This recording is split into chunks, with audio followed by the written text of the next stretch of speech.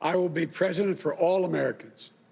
I'll work just as hard for those of you who didn't vote for me as I will for those who did. Joe Biden says it was his duty to certify President Trump's win in 2016 and that Vice President Mike Pence will have to do the same for him.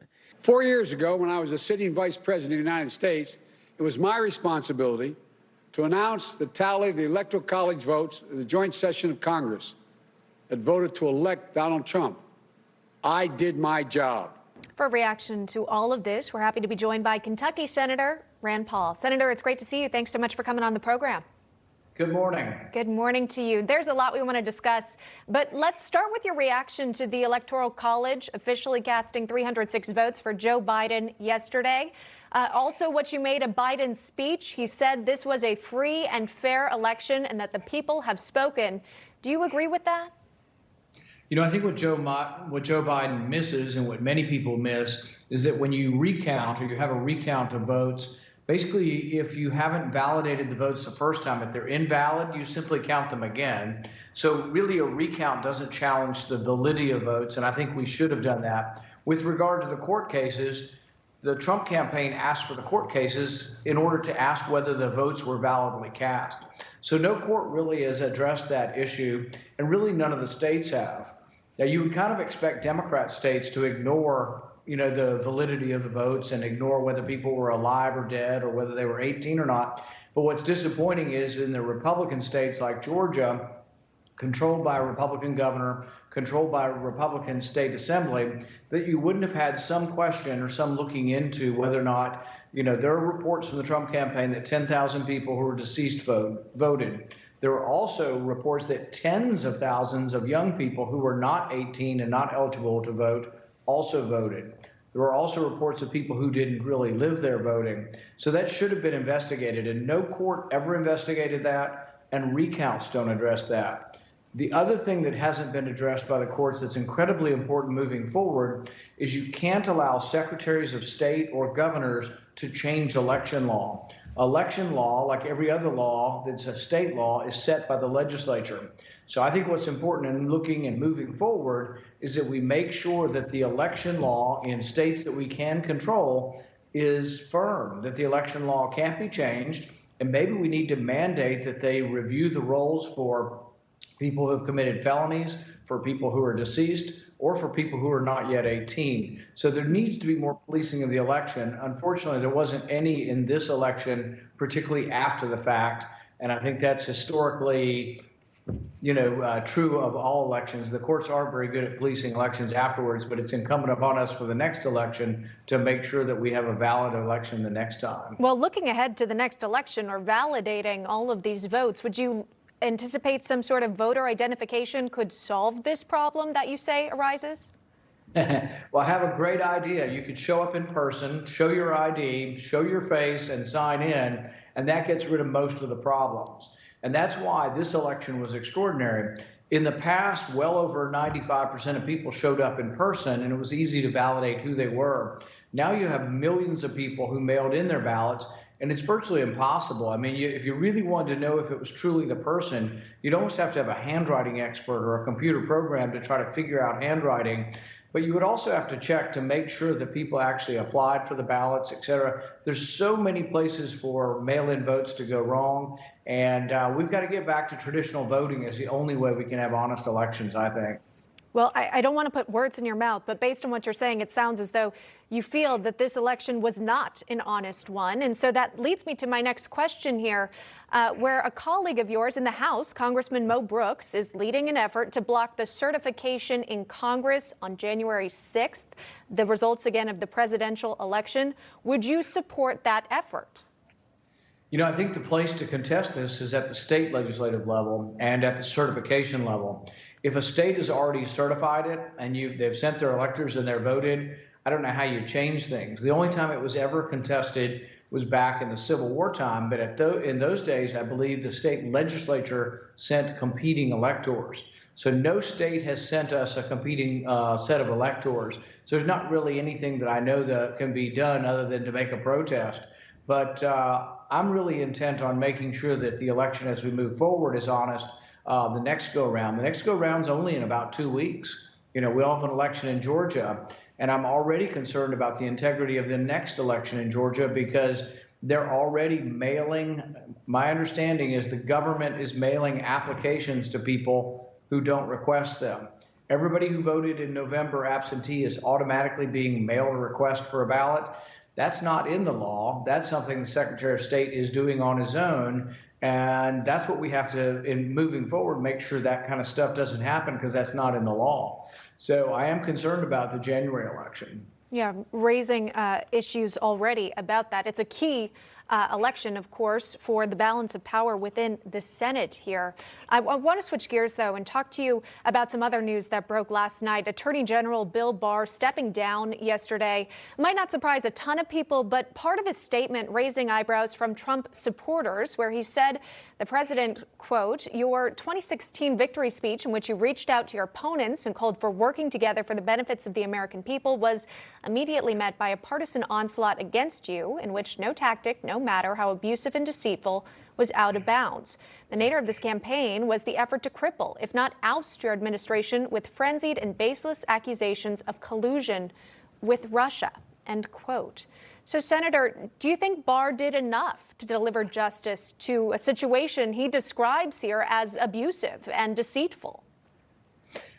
I started out not a big fan of Barr. I didn't vote for his nomination because I think his history in public service, he has not adequately defended civil liberties, so I haven't been a big fan. I do think, though, that some of the criticism is justified and some not. So, for example, people, including the president, wanted him to reveal that Hunter Biden was under investigation before the election.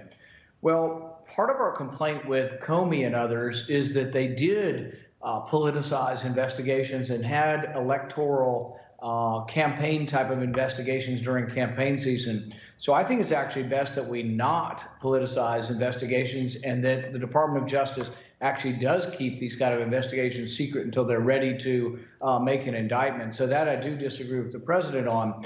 But I would say that overall, Bill Barr and I still disagree on things like the Patriot Act. I wanted reform such that what happened to President Trump could never happen again. I don't think the FISA court, a secret court, should ever be used on a presidential nominee. And because I think it's too powerful, it's secret, it's not really the appropriate American justice form, and it's rife for abuse and was abused against President Trump. So when the battle came forward, I had legislation that would have said no more. FISA court could never be used against an American again. Bill Barr opposed me in private meetings in the White House, and ultimately he helped to craft legislation that ultimately President Trump said, oh, whatever, he just sort of never signed it. So right now the Patriot Act actually expired, and I compliment President Trump for not going on with the weak sauce sort of reform that Barr and others put forward, and basically he just let it expire. And interestingly, we've been doing just fine under the Constitution for about 9 months without this part of the Patriot Act. Yeah. Very, very interesting. Side note there, just really quick, would you support the idea of a effort to investigate the Bidens at this point, a special counsel? I think the best way to do it is there's already a U.S. attorney, I believe, in Delaware investigating this. I think that if Biden is going to be honest and fair-minded, he should leave that attorney, U.S. attorney, to continue the investigation of Hunter Biden. Typically, when you get a new president, though, they fire all of the U.S. attorneys and appoint their own. I think if Biden wants us to believe that this is going to be a fair, honest investigation of his son, he should leave that U.S. attorney in place and let him complete the investigation. That'll be a big first signal whether or not we're going to have a fair investigation. If Biden fires this guy and puts in his own person to investigate his son, then we're going to know from the beginning that this is not going to be an honest administration.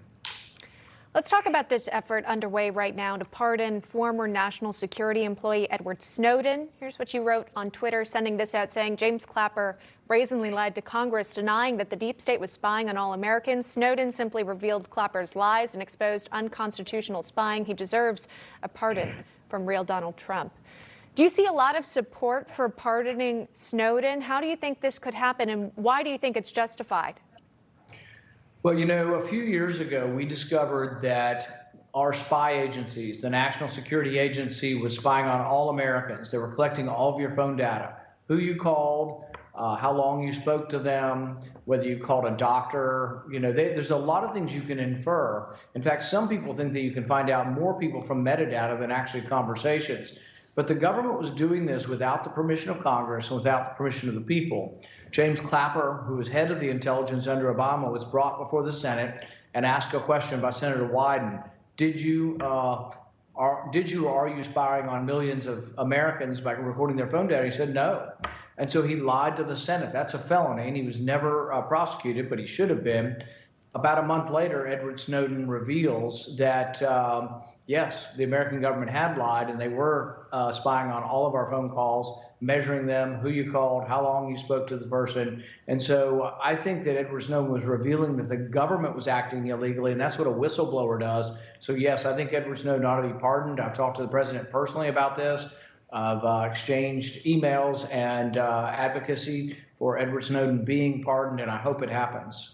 Well, you also share a similar viewpoint with the president on the National Defense Authorization Act here, where you both seem to be against it. Perhaps it's for different reasonings, but you say that the bill would restrict the withdrawal of troops in Afghanistan. Expand on that, if you don't mind, and really explain what you're coming from. Well, the president agrees with me on this. This was an amendment added by Liz Cheney in the House. This amendment says that the president can't withdraw troops from Germany, South Korea, Afghanistan, below certain numbers without asking permission of Congress. Well, I think this mistakes what the Constitution intended. The Constitution intended that Congress would vote on the initiation of war, that to declare war was Congress's prerogative, and you had to have Congress approve of declaring war. But the execution of the war, how many troops would be here, how many Humvees, how many tanks, how many bombers, those kind of decisions were commander-in-chief decisions. Typically, Liz Cheney and the neocons have agreed with us. Yeah, we should leave the president alone and let him fight the war. Except for now, they're taking the opposite position, the hypocritical position that, oh yeah, they're for presidential power, virtually unlimited power in committing war, but they're against letting a president end the war. This has been one of the things I've really agreed with President Trump on, is that we ought to end America's longest war. We're spending $50 billion a year in Afghanistan. That money could be better spent here at home. We got a lot of problems at home, and we need to quit building roads and buildings and hotels and gas stations in Afghanistan. We need to keep that money here at home. And President Trump's been very clear on this, so I support him on that, and that's why I worked and voted against the bill. That is Senator Rand Paul of Kentucky. Senator, thanks so much for coming on today. We appreciate you taking the time. Thank you. Newsmax TV is now America's fastest growing cable news channel. We give you the real news you need. So subscribe to our YouTube channel and give us a thumbs up. If you like this video, share it with your friends. Newsmax TV streams live on YouTube for free. Newsmax TV, real news for real people.